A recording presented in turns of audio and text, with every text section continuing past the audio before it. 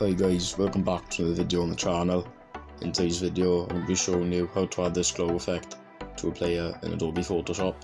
So without further ado, let's get into the video. So first thing you want to do, get your file open in Photoshop. You want to go to your files and drag in your player.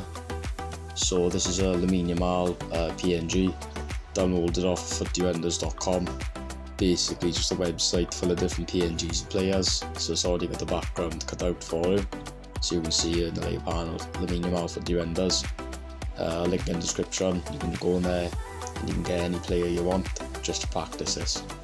So first thing I'm going to do, it's not actually related to the glow, I'm just going to add a stadium in the background so that we can see the glow more prominently. So in order to put the stadium behind the player, in the layers panel down here, just drag a stadium behind the player. And what I'm going to do now, with the stadium selected in the layer panel, go to filter, blur, Gaussian blur, put on 13.9, I think that'll be enough. So that's stadiums like the beginning, and there you go with the blur. So let's actually get into how to add the glow to the player. So you've got a few options down here, you know, your mask, your folder, add layer. Let's see this symbol I got my mouse on now. This is an adjustment layer, so it's a circle, half black, half white. So pressing this, you have a few different options. You want to press on hue saturation, and now that's added a new layer.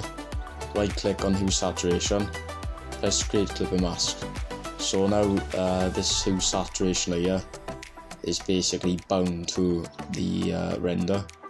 Make sure that you've clipping masked it to the player. You know, for example, if I do it like this, I've done it wrong, I've clipping masked it to the stadium. So make sure it's directly on top of your player. Right click, create clipping mask. So when you press on the hue saturation layer, you obviously have this little panel here with your hue, your saturation and your lightness. See where you got lightness, you want to take that all the way up to plus 100. So now basically you got the player outline, but it's completely white. So press on the mask of the hue saturation layer, which will be the white box. Once you selected that, on your keyboard, Control I, and this is inverting the mask. So now we can actually go ahead and add the glow to the player. So I'm going to press B to open brush tool. You want to right click and you want to go general brushes, press the drop down arrow, soft round. In terms of the size, probably go 228. The size doesn't necessarily matter, but the smaller you make it, the more precise you can add the glow to the player. Click off it, press B again, open the brush tool, make sure your flow's on 100%. Then last but not least, make sure that your foreground colour is white, as white as you can possibly make it. If you add black at the front, as I explained in the previous video, you're taking away. So if I press my mouse, nothing's happening. But if white is the front colour, we're adding to the player. So we're just going to zoom in a bit. I think that'll be just about good enough. So just press on your mouse, and you'll see now that the hue saturation layer is appearing. In terms of how you want to position the brush, don't put it on the player like this, otherwise it's going to make it too prominent. You want the brush to be off the player, but close enough so that it's still adding glow to the player. So you basically just want to brush around the outline of the player, the outline of the head, and the kit.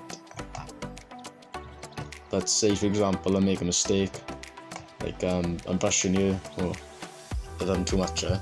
So to undo an action, Control Z, and then I'll basically undo the mistake you did and bring it back to the previous version. So I think I've done enough here, just add a little bit more glow on the outside of the head. And there you go. So that's the first part. If I just hide it and then bring it back to show you. So this is the original picture. and this is it once I've added the glow. So we're not done yet. We're going to add a new layer, and we're going to drag it behind Lamine Yamal, but in front of the stadium, so in between the player and the stadium. Once again, B for brush tool, right click, make sure it's on soft round. I'm going to turn the size up, but probably around 800, no more than that. Let's try 1200. 1200. There you go, I think that's good enough size. So once again, make sure white's your foreground colour, you're adding a white glow behind them. You just brush behind them like this.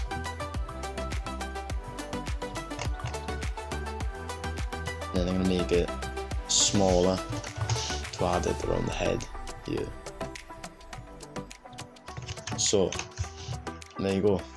We've added a glow behind the player, and we've added a glow on top of the player as well, or should I say on the outside of the player.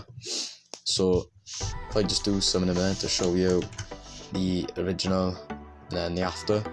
So this is what we had before, just a player and the stage in the background, and then that's what we've added there. So what we've done is we've added some white glow behind the player, which makes sense because of the lighting from the stadium, and we've also added then some glow on the outside of the player.